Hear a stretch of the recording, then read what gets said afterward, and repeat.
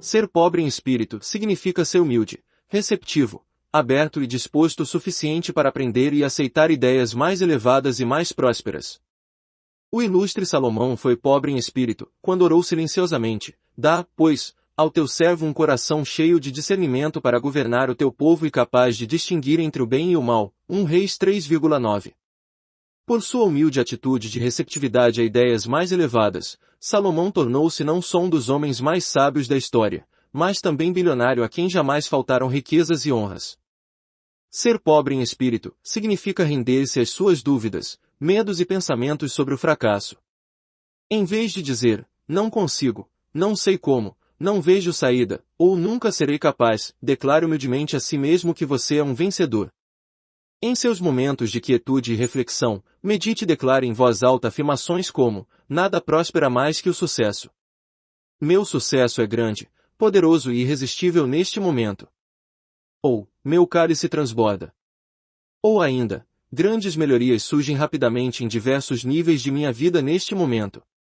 Todos os dias, de todas as formas, tudo tem melhorado a cada dia. A marca do sucesso está sobre mim.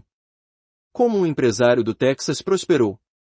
Um empresário do Texas tinha um escritório vago em sua revendedora que não conseguia alugar. Por pressões financeiras, a questão começou a preocupá-lo, mas ele decidiu se render às suas dúvidas e temores, orando humildemente por orientação sobre o assunto. Algum tempo depois, um amigo apresentou-lhe o poder do pensamento positivo. Aprendeu que bons resultados são obtidos através de pensamentos de abundância e sucesso, e não pela insistência em se fixar em todos os problemas financeiros da vida. O espírito do sucesso trabalha por mim neste momento e me sinto guiado, próspero e abençoado em todos os sentidos, foi a declaração de prosperidade que o homem passou a usar diariamente. Em poucos dias, outro empresário apareceu espontaneamente e alugou o espaço na hora, pagando em dinheiro vivo. Conforme o locatário continuava a convidar humildemente o espírito do sucesso a trabalhar por ele, sentia-se guiado, próspero e abençoado de muitas maneiras. Uma nova vida o esperava. A segunda bem-aventurança próspera, a lei básica da prosperidade diz que o homem deve considerar Deus como fonte de suas provisões. Bem-aventurados os que choram, pois serão consolados. Mateus 5,4. A lamentação literal, devido ao grande número de guerras, revoluções e perseguições no Oriente, as lamentações eram muito comuns. Os que interpretam a Bíblia de maneira literal normalmente indicam que tais passagens são razão suficiente para que o povo se lamente e entristeça, especialmente se algum ente querido tenha partido do plano terrestre. O luto, até certo ponto, é considerado saudável para a mente, além de um alívio emocional necessário. Um pai amoroso conforta os que o procuram nesse momento. Entretanto, a pessoa que vive se lamentando, imaginando ser isso o que dela se espera, pode retardar o processo de cura e de alívio que o tempo de transição exige. Nessa hora, é importante declararmos nosso desprendimento em relação à alma que partiu, bem como de toda a ligação que mantínhamos com ela, liberto-o completa e livremente, nome da pessoa. Liberto e deixo-o partir. Sigo em frente e deixo que Deus realize sua obra perfeita para o bem de todos nessa experiência. Essa atitude derrama bênção sobre quem se foi e torna mais fáceis as adaptações de quem ficou. A lamentação metafísica, testes e sofrimentos podem ser benéficos quando nos fazem buscar ajuda em Deus. Abençoados aqueles que conhecem a dor e decidem aprender com ela. O primeiro instinto é de nos rebelarmos contra ela, mas a dor nos faz melhorar, mexe conosco e nos faz crescer. Durante o processo de crescimento interno, que pode ser doloroso, somos consolados. Do ponto de vista da prosperidade, vivemos uma espécie de luto quando problemas financeiros nos fazem buscar orientações e provisões em Deus. Crises e aflições são normalmente muito úteis, pois muitas pessoas não se preocupam em conhecer a verdade próspera até que são levadas a tal através de experiências ruins. Uma mulher divorciada, sem dinheiro. Mais de 4 anos atrás, tomei uma decisão que envolvia um relacionamento com um homem doente, meu ex-marido. A situação fez com que eu constantemente me retirasse para orar, meditar e praticar realmente o amor de Deus. Saí dessa experiência grata por ter vivido tantas bênçãos de onde anteriormente só havia recebido sofrimento. Como consequência, cresci espiritualmente e me tornei mais sábia. Com a nossa separação, realizada de forma pacífica e harmônica graças às minhas orações, fiquei totalmente desamparada financeiramente. Em vez de entrar em pânico, passei a declarar diariamente: Deus é a fonte de minhas provisões e Ele está me mostrando o caminho certo a seguir neste momento. Havia um poder próspero nessas palavras. Hoje, minha renda é suficiente para que eu mantenha a mesma vida que levava antigamente. Uma dádiva de Deus que recebo sem ter de me esforçar muito. Além disso, sou abençoada com outros bens materiais e benefícios. Sei que sou amada por minha família e por aqueles que me cercam. Portanto, mal consigo me lembrar dos problemas que me atormentaram por tantos anos. No passado, costumava tomar para mim a responsabilidade alheia, o que fez com que eu me esquecesse de mim mesma e deixasse minhas metas de lado. Hoje, entendo que não tenho obrigações com nada nem com ninguém, a não ser com meu próprio Deus interno. Tais experiências serviram para me convencer de que Deus é um Pai rico e amoroso que derrama suas bênçãos sobre aqueles que abrem a mente para recebê-las.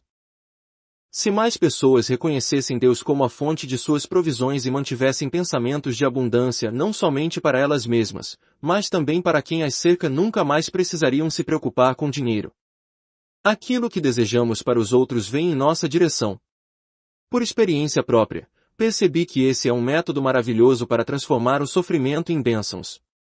A terceira bem-aventurança próspera, o poder próspero do perdão e do desprendimento. 3. Os humildes não são fracos quando ousam perdoar e libertar as mágoas do passado, com isso, abrem caminho para receber bens ainda maiores no presente. Bem-aventurados os humildes, pois eles receberão a terra por herança. Mateus 5,5. Os povos da época de Jesus confiavam na espada, pois acreditavam que somente a força era capaz de combater a força. No entanto, a guerra sempre trouxe mais sofrimento.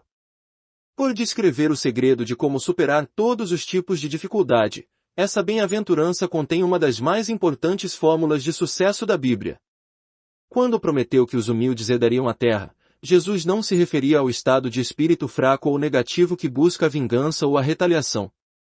Falava dos estados de espírito positivos, educativos e prósperos, que atraem todas as bênçãos. A declaração de Jesus provavelmente surpreendeu a maioria de seus seguidores, já que muitos consideravam os humildes como sendo fracos e indefesos. Entretanto, Jesus sabia que ser humilde significava ser positivo de forma silenciosa, mas firme. Um indivíduo humilde é adaptável, flexível e capaz de aprender. Portanto, ser humilde significa ser positivo quanto aos bens, não resistir a nada e saber que tudo um dia passa. Como a humildade trouxe prosperidade a uma mulher divorciada e amargurada. Ser humilde é negar, esquecer, recusar e libertar pensamentos de dor, perda ou fracasso anteriores. O estado de espírito humilde sabe que a lei divina da compensação produz tantos bens no presente que é capaz de dissolver e obscurecer qualquer amargura, decepção ou fracasso do passado. Muitas pessoas sofrem dificuldades financeiras porque suas mentes estão tão cheias de dor, perda e sofrimento do passado que não há espaço para ideias positivas no presente. Invocar perdas e fracassos passados não só atraem ainda mais prejuízos financeiros no presente como também abrem caminho para problemas de saúde, com a família, amigos e com muitas outras áreas que nos são caras. Uma empresária trabalhava arduamente, mas sofria com repetidas reviravoltas financeiras e problemas de saúde. Divorciada, criticava constantemente com amargura o ex-marido, que a abandonara havia 20 anos. Embora o tivesse processado diversas vezes, nunca recebeu ajuda consistente para criar seus filhos. Era fácil invocar as aparentes injustiças que a vida lhe havia preparado. Somente quando parou de culpar o ex-marido por todos os seus problemas e passou a declarar diariamente: a lei divina do amor e da justiça trabalham perfeitamente em meu favor através de todas as pessoas, e em favor de todas as pessoas através de mim, que sua saúde e suas finanças começaram a melhorar. Ao perdoar o passado, ao se tornar flexível e adaptável no presente e ao persistir no pensamento de que o amor e a justiça divinos trabalhariam perfeitamente em seu favor, muitas bênçãos surgiram. Assim, a humildade cumprirá seu papel de maneira perfeita. Como sentiram os vastos benefícios do perdão e do desprendimento? Lembre-se de que ser humilde é negar, esquecer, recusar e libertar pensamentos de dor, perda ou fracasso anteriores. Uma das melhores formas de se conseguir isso é por meio da prática diária do perdão e do desprendimento. Uma mudança de atitude em relação ao marido deficiente trouxe melhorias. Há 10 anos, meu marido sofre de deficiência física, mas, nos últimos tempos tem progredido muito. Além disso, minha atitude em relação à sua doença melhorou. Inconscientemente, culpava meu marido por sua condição física e por ter me deixado carregar todo o fardo financeiro e a responsabilidade por nosso sustento. Descobri o que estava fazendo para minha surpresa enquanto praticava o perdão.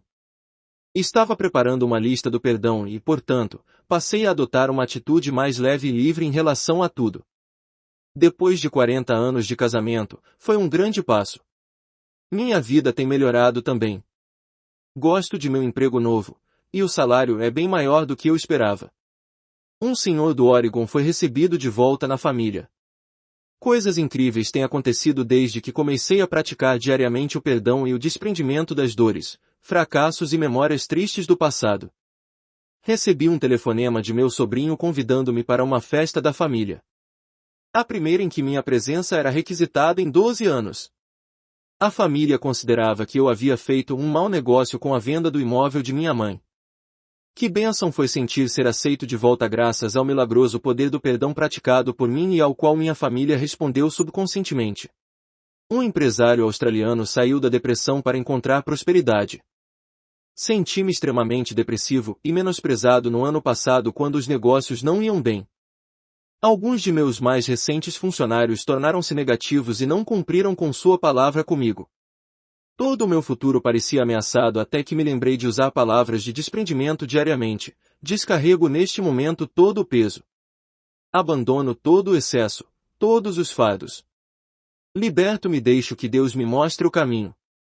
Depois que passei a praticar o desprendimento dessa maneira, vi o drama de minha vida passar sem preocupações. Era como assistir a um filme. Soube que a empresa onde trabalho será incorporada a uma das maiores companhias dos Estados Unidos. Isso significa que terei um futuro cargo próspero garantido à minha espera. Como podemos herdar a terra?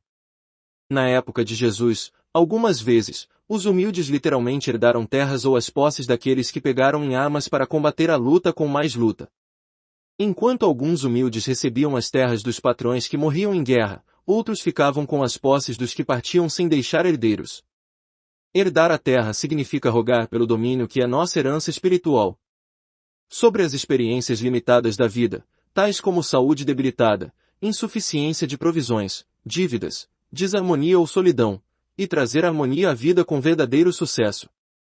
Ao fazermos isso, a terra ou o nosso mundo externo manifesta bons resultados. Para isso, devemos declarar frequentemente: minha vida, saúde, riqueza, felicidade, não pode ser limitada. O Cristo que existe em mim me liberta de todas as limitações neste momento. Sou livre e restrito. Recebo agora os bens abundantes que são meus por direito divino. A quarta bem-aventurança próspera, a vontade de Deus para com os homens é rica. 4. Aqueles que têm fome e sede pelo uso correto das ideias de prosperidade terão suas vidas repletas de bênçãos abundantes. Bem-aventurados os que têm fome e sede de justiça, pois serão satisfeitos. Mateus 5,6. Os galileus, com quem Jesus compartilhou as bem-aventuranças, eram um povo bélico. A Galileia foi palco de diversas revoluções. Fizeram muitas tentativas de libertar a Palestina da opressão romana, mas falharam em todas. A região era tomada por todo tipo de corrupção. Até mesmo alguns judeus se viraram contra seu povo na esperança de receber regalias dos oficiais romanos. Era natural que os seguidores de Jesus reclamassem da injustiça e da desonestidade existente na época, enquanto desejavam imensamente ter uma vida nova. Com sua bela atitude, Jesus lembrava seus seguidores de um ensinamento milenar usado pelos antigos filósofos. O termo justo foi muitas vezes traduzido de modo que seu significado se aproximasse de bondade, porém, o sentido de justiça é muito maior do que a simples conduta correta. Ser justo não é o mesmo que agir externamente como bajulador, moralmente superior ou piedoso. Significa pensar e agir de maneira justa, correta e harmoniosa. É correto pensar sobre todos os aspectos da vida. O que se passa em nossa mente será produzido em nossa realidade e trata-se da lei maior da vida. Na época de Jesus, a água era uma questão de vida ou morte, e, portanto, ter fome e sede indicava uma intensa vontade de receber bens maiores.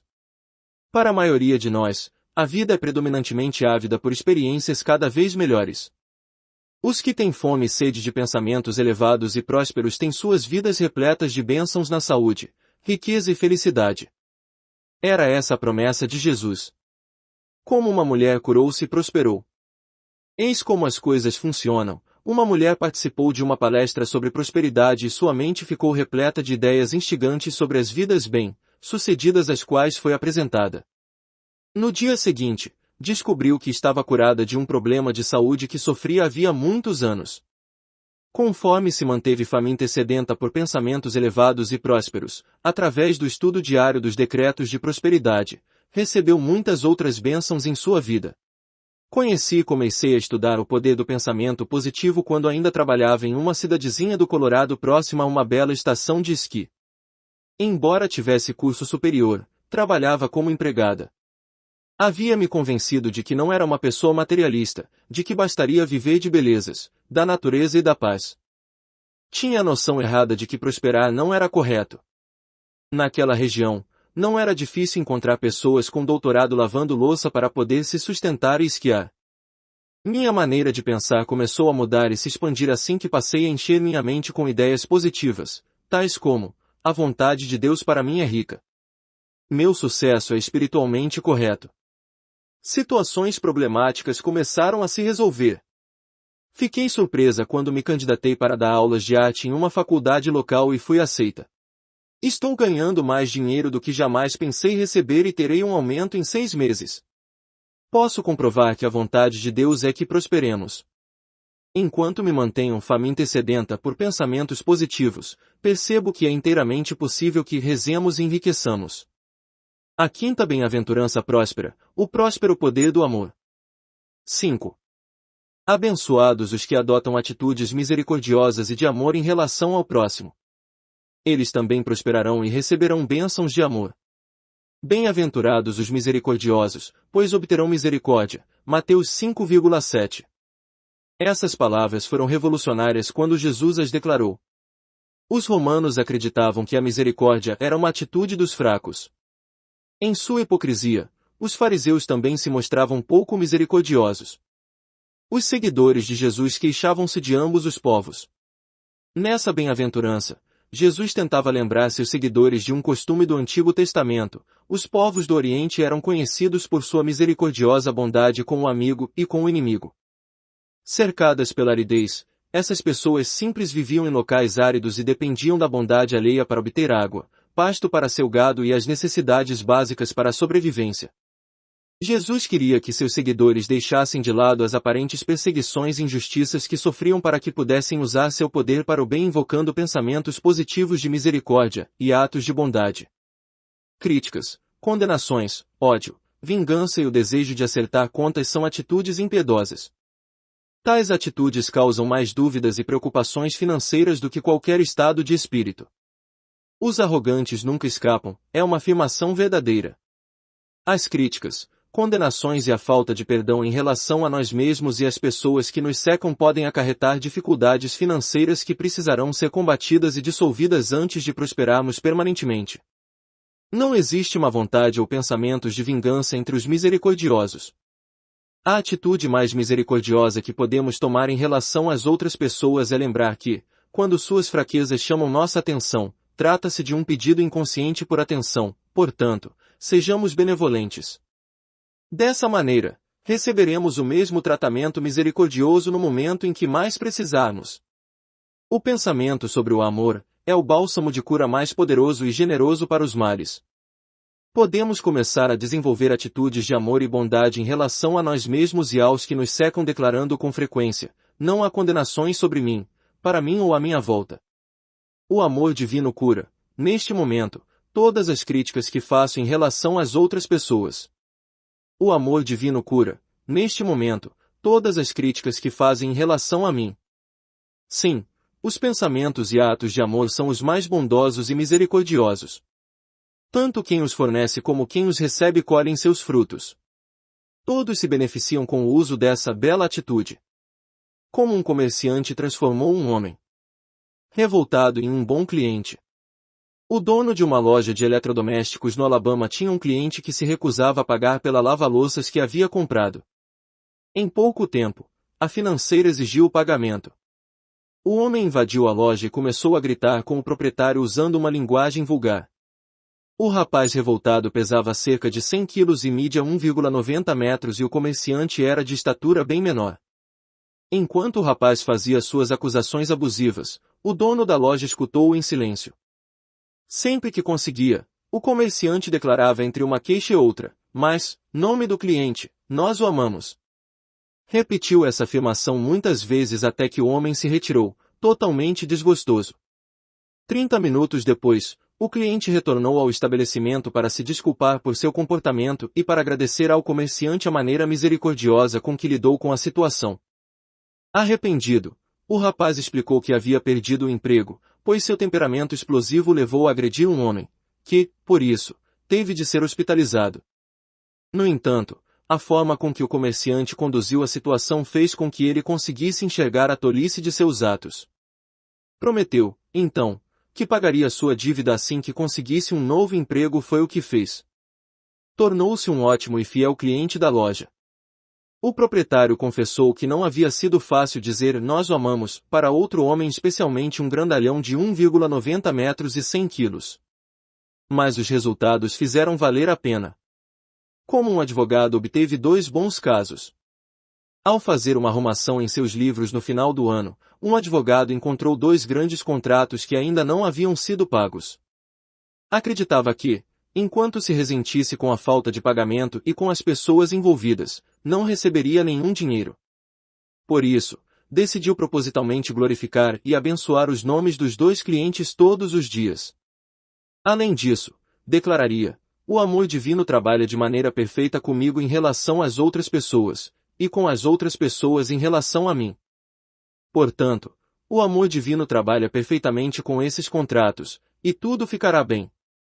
Em pouco tempo, os 2 clientes pagaram o que deviam no mesmo dia. Um deles enviou seu cheque de um local distante. O advogado imaginou que jamais teria visto esse dinheiro se não tivesse agido de maneira misericordiosa, com pensamentos de amor e de boa vontade para com os envolvidos. Como a misericórdia salvou um casamento e trouxe prosperidade. Uma dona de casa da Flórida escreveu: aos 56 anos de idade e sendo judia, sinto-me finalmente confortável em poder aliviar os fardos que carreguei e em saber que Deus está do meu lado. Uma vizinha apresentou-me o misericordioso poder do amor numa época em que meus problemas beiravam o inacreditável. Passei então a declarar diariamente, o amor divino tem trabalhado perfeitamente aqui e agora, e tudo ficará bem. O amor divino certamente fez seu trabalho. Essa afirmação, proferida por mim milhares de vezes em relação à minha própria vida e à vida de outras pessoas envolvidas, preservou minha sanidade. Além disso, pude salvar meu casamento de 34 anos e meu marido prosperou em seus negócios.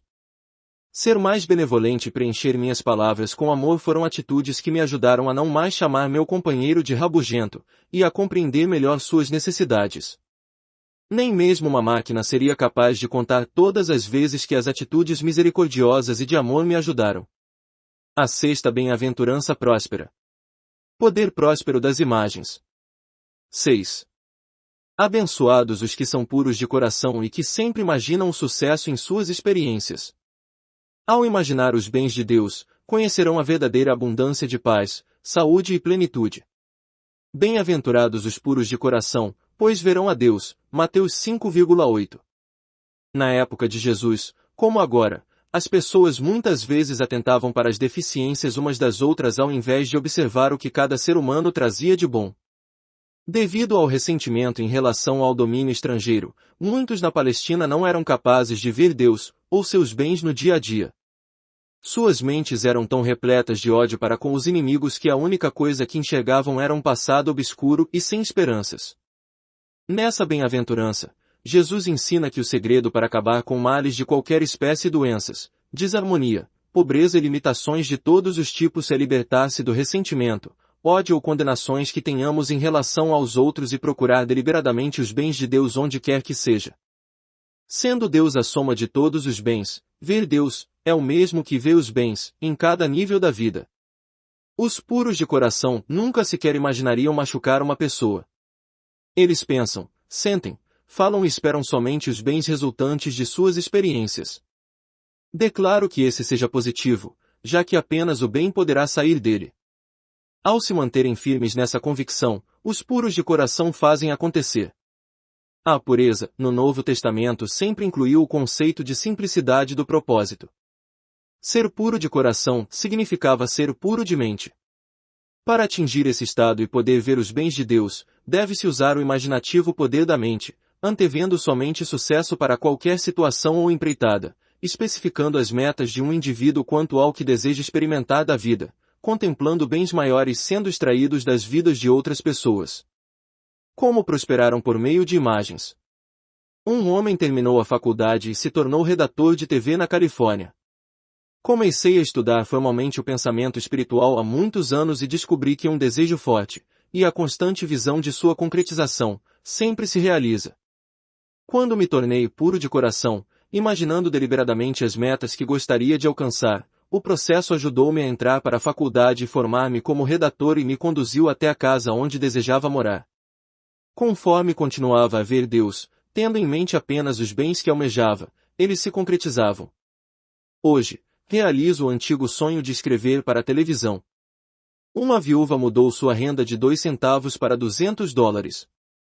Por ter passado um longo período sofrendo com problemas de saúde, cheguei ao ponto de não ter o bastante para me alimentar.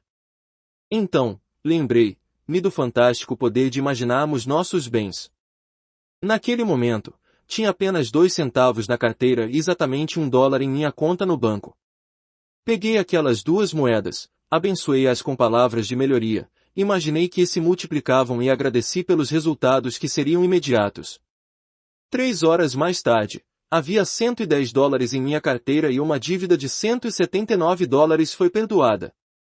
Em seguida, recebi outros 100, totalizando mais de $200 em minhas reservas. Evidentemente, era necessário que eu passasse por essa lição de prosperidade para meu próprio crescimento. Dessa forma, percebi com que rapidez o poder da imaginação pode produzir resultados mesmo quando o assunto é a provisão urgente de dinheiro. Uma volta ao mundo em um cruzeiro para uma dona de casa do Arizona. Em seu livro Leis Dinâmicas da Prosperidade, Dra. Ponder relata a história de uma senhora que costumava usar um vestido com estampas de mapas e viagens. Decidi fazer o mesmo. Fiz um vestido cheio de fotos de diversos locais do mundo, e usava-o com frequência. Meu marido e eu acabamos de voltar de um cruzeiro pela América do Sul que foi maravilhoso. Agora, o caminho está aberto para fazermos uma viagem em torno do mundo. A 7ª bem-aventurança próspera, o poder próspero da paz e da bênção. 7.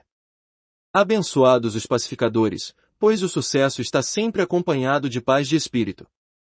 Os pacificadores devem ser chamados de filhos do Senhor, os filhos do bem, pois sua presença sempre traz bênçãos e harmonia. Bem-aventurados os pacificadores, pois serão chamados filhos de Deus. Mateus 5,9. A era de Jesus era tão marcada pela animosidade que os anciãos sentavam-se em locais públicos com o intuito de encerrar disputas e agir como pacificadores. Não existe sequer uma palavra no vocabulário de nenhuma língua mais doce do que o termo paz. Profetas e filósofos há muito sentem que o estado de espírito pacífico seria o único remédio para a cura dos males do mundo desde o fim da pobreza e das doenças até a criação de tratados e acordos para que cessassem as guerras. As atitudes presentes nas 6 primeiras bem-aventuranças são pré-requisitos essenciais para a formação de um próspero pacificador. Elas dão ênfase ao poder do pensamento positivo, ao fato de Deus ser a fonte das provisões. Portanto, é conveniente que a 7ª bela atitude sobre a paz tenha fechado os ensinamentos de Jesus sobre o assunto. Se você ainda não é inscrito no nosso canal, se inscreva no nosso canal, não deixe de clicar naquele sininho para receber em primeira mão todas as vezes que nós colocarmos um vídeo novo e compartilhe nossos vídeos com seus amigos, tá ok? Então é isso aí, até o próximo vídeo.